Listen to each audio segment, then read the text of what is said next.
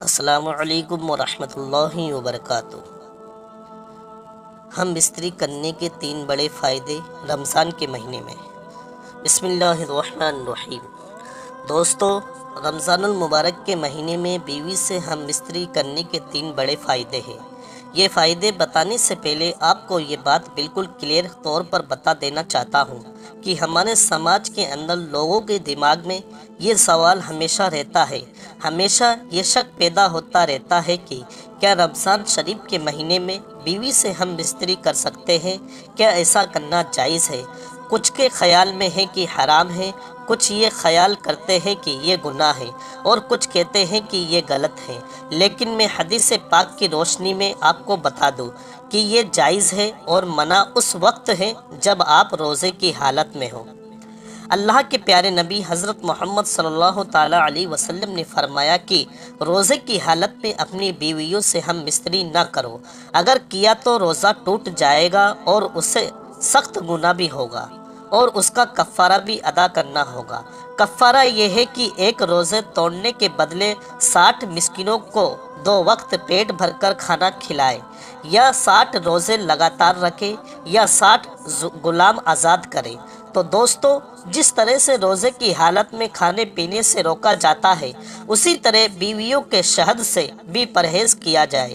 روزے کی حالت میں ہم بستری سے منع کیا گیا ہے، لیکن افطار کے بعد سے سحری کے پہلے تک بیوی سے ملاقات کر سکتا ہے، ہم بستری بھی کر سکتا ہے، اور اگر دن میں کسی بھی مجبوری کی وجہ سے روزہ نہ رکھ سکے تو دن کے حصے میں بھی بیوی سے ہم بستری کر سکتا ہے، لیکن یاد رہے آپ روزے سے نہ ہو، کیونکہ روزے کی حالت میں بالکل منع ہے۔ ایک مرتبہ حضرت عمر فاروق رضی اللہ تعالی عنہ نے رمضان کی ایک رات میں اپنی بیوی سے ہم بستری کر لیا، اور آپ نے غسل کیا اور گناہ کا احساس کر کے رونے لگے اور خود کو کوسنے لگے۔ پھر آپ حضور پاک صلی اللہ تعالی علیہ وسلم کی بارگاہ میں حاضر ہو کر عرض کرنے لگے، یا رسول اللہ صلی اللہ تعالی علیہ وسلم، میں آپ کے اور اللہ تعالیٰ کے دربار میں معافی مانگتا ہوں، آج مجھ سے بہت بڑی غلطی ہوئی ہے۔ میں اپنی بیوی کے پاس پہنچا تو ایک ایسی خوشبو محسوس ہوئی کہ میں خود کو روک نہ سکا اور اپنی بیوی سے ہم بستری کر لیا۔ تو ہمارے پیارے آقا صلی اللہ تعالیٰ علیہ وسلم نے ارشاد فرمایا، عمر تمہیں ایسا نہ کرنا چاہیے تھا۔ حضرت عمر رضی اللہ تعالیٰ عنہ کا حال سن کر کچھ دوسرے صحابہ بھی کھڑے ہوئے، اور انہوں نے بھی اپنی غلطی کو ظاہر کیا، یعنی اپنی غلطی مانی۔ تو اللہ تعالیٰ نے اپنے محبوب کی طرف وحی نازل فرمائی۔ سورہ بقرہ میں یہ آیت کریمہ موجود ہے، جس کا ترجمہ یہ ہے، روزوں کی راتوں میں اپنی عورتوں کے پاس جانا تمہارے لیے حلال ہوا، وہ تمہاری لباس ہے اور تم ان کے لباس ہو۔ روزے کی حالت میں شوہر بیوی کا ایک دوسرے کو کس کرنا کیسا ہے؟ روزے کی حالت میں اپنی بیوی کو کس جائز ہے؟ حالانکہ اگر آپ رمضان میں روزے کی حالت میں کس کرنے سے بچے تو بہتر ہے۔ حنفی اور شافعی مسلک کے لوگ کہتے ہیں کہ ہو سکے تو ایسا مت کرو، یہ ناپسند نہیں ہے، حالانکہ اس سے بچنا بہتر ہے۔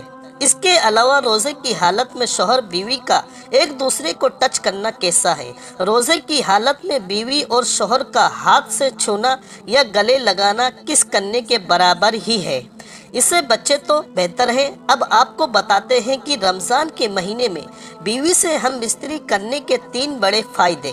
نمبر 1، اولاد نیک پیدا ہوتی، کیونکہ رمضان شریف کے مہینے میں اللہ تعالیٰ اپنی خاص رحمتیں اور برکتیں نازل فرماتا ہے، اور اس مہینے میں لوگ عبادت کرتے ہیں، نماز روزہ اور اللہ کی عبادت میں لگے رہتے ہیں۔ اس کی وجہ سے دل روشن ہوتا ہے، دل میں ایک نئی تازگی، ایمان میں ایک نئی حرارت پیدا ہوتی ہے۔ اس کی وجہ سے مرد اور عورت کے من، یعنی جس منی سے اللہ تعالیٰ ایک بچے کو پیدا کرتا ہے، تو اس منی میں بھی نخار پیدا کر دیتا ہے۔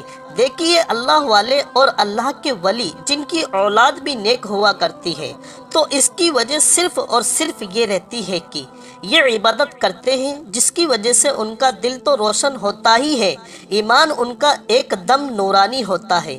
اس کے علاوہ اللہ تعالیٰ ان کے منی کو بھی نکھار دیتا ہے، جس کے ذریعے ہونے والی اولاد نیک پیدا ہوتی ہے۔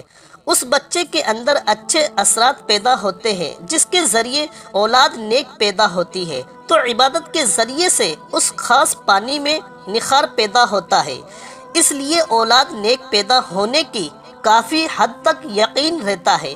نمبر 2 یعنی دوسرا بڑا فائدہ، رمضان شریف کے مہینے میں ہم بستری کرنے سے یعنی جمع کرنے سے شیطان کے مکر و فریب سے میاں بیوی محفوظ رہتے ہیں۔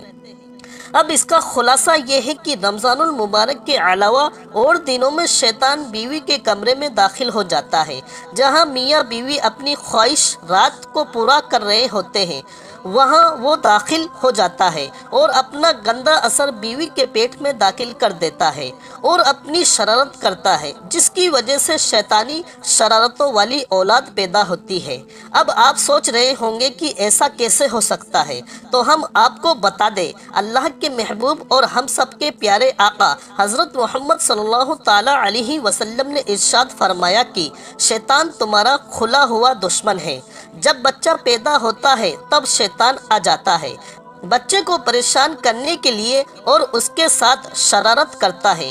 بچہ کافی پریشان رہتا ہے، تو اس لیے بچے کی پیدائش پر اذان پڑھنی چاہیے تاکہ بچے کو راحت ملے اور شیطان بھاگ جائے۔ اللہ کے نبی حضرت محمد صلی اللہ تعالی علیہ وسلم نے ارشاد فرمایا کہ اذان پڑھنے سے شیطان کافی حد تک کافی میل دور ہو جاتا ہے، اس لیے اذان پڑھنے میں دیری نہ کی جائے، بلکہ بچے کے جیسے ہی پیدائش ہو تو اسی وقت اذان پڑھ دیا کرے۔ اللہ کے نبی صلی اللہ تعالی علیہ وسلم نے ارشاد فرمایا کہ جب موت کا وقت قریب آ جاتا ہے تب بھی شیطان اپنی شرارت سے باز نہیں آتا، وہاں بھی آ جاتا ہے اور اس وقت بھی مرنے والے کو پریشان کرتا ہے تاکہ اس کے زبان سے الٹی سیدھی باتیں نکلے اور کلمہ طیبہ زبان سے نہ نکل سکے۔ اس لیے وہاں پر جو لوگ موجود ہوتے ہیں تو وہ کلمہ شریف زور زور سے پڑھتے ہیں تاکہ مرنے والے کو کلمہ یاد آ جائے اور وہ سن کر کلمہ پڑھ لے،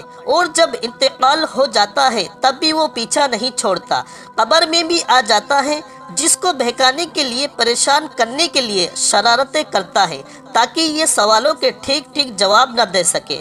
تو اللہ کے رسول صلی اللہ تعالی علیہ وسلم نے ارشاد فرمایا کہ اذان کی آواز سن کر شیطان میلوں دور بھاگ جاتا ہے، جس کی وجہ سے قبر کے پاس اذان پڑھی جاتی ہے اور مردے کو کافی راحت ملتی ہے۔ اسی طرح جب میاں بیوی ملاقات کرتے ہیں یعنی خصوصی ملاقات، تو اس وقت بھی شیطان اپنی شرارت سے باز نہیں آتا اور وہ آ جاتا ہے اور پریشان کرتا ہے اور اپنے گندے اثرات داخل کرنے کی پوری کوشش کرتا ہے۔ اس سے بچنے کے لیے بھی اللہ کے رسول صلی اللہ تعالی علیہ وسلم نے دعا بتائی ہے کہ میاں بیوی کو صحبت کرنے کے وقت پڑھنی چاہیے۔ یہ دعا وہ یہ ہے: بسم اللہ اللہم جنبنا الشیطان وجنب الشیطان ما رزقتنا، بسم اللہ اللہم جنبنا الشیطان وجنب الشیطان ما رزقتنا۔ اور اس کا ترجمہ کچھ اس طرح ہے: اللہ کے نام سے میں یہ کام شروع کرتا ہوں، اللہ تو ہمیں شیطان سے بچا، اور جو اولاد تو ہم کو دے اس سے بھی شیطان کو دور رکھ۔ اور اس بات کا خلاصہ کلام یہ ہے کہ شیطان رمضان المبارک کے علاوہ اور دنوں میں میاں بیوی کے بیچ گھس کر دونوں کے تعلقات کو ختم کرنے کی کوشش کرتا ہے۔ اس سے بچنے کے لیے ہر انسان کو یہ دعا ضرور پڑھنا چاہیے، اور رمضان کے مہینے میں ہم بستری کرنے سے نیک اولاد پیدا ہونے کی امید بڑھ جاتی ہے، کیونکہ اللہ کے نبی حضور نبی پاک صلی اللہ علیہ وسلم نے فرمایا کہ اللہ تعالیٰ رمضانوں کے مہینوں میں شیطانوں کو اللہ تعالیٰ قید فرما دیتا ہے۔ نمبر 3 یہ ہے کہ رمضان کے مہینے میں ہم بستری کرنے سے 70 گنا زیادہ ثواب ملتا ہے، کیونکہ اللہ کے نبی حضور صلی اللہ علیہ وسلم نے ارشاد فرمایا کہ رمضان کے مہینے میں جب کوئی نیکی کی جائے یا کوئی برائی کی جائے، دونوں کا بدلہ 70 گنا بڑھا دیا جاتا ہے، اور ہم بستری کرنا ثواب ہے، یعنی کہ اللہ کے نبی حضور صلی اللہ علیہ وسلم نے ارشاد فرمایا کہ ثواب دیا جاتا ہے ایک بار صحابہ کرام نے عرض کیا، یا رسول اللہ صلی اللہ تعالی علیہ وسلم، میاں بیوی ملاقات کرتے ہیں تو کیا ان کو بھی ثواب ملتا ہے؟ تو حضور صلی اللہ علیہ وسلم نے ارشاد فرمایا، جی ہاں، اگر وہ زنا کرتے تو کیا ان کو عذاب نہیں دیا جاتا؟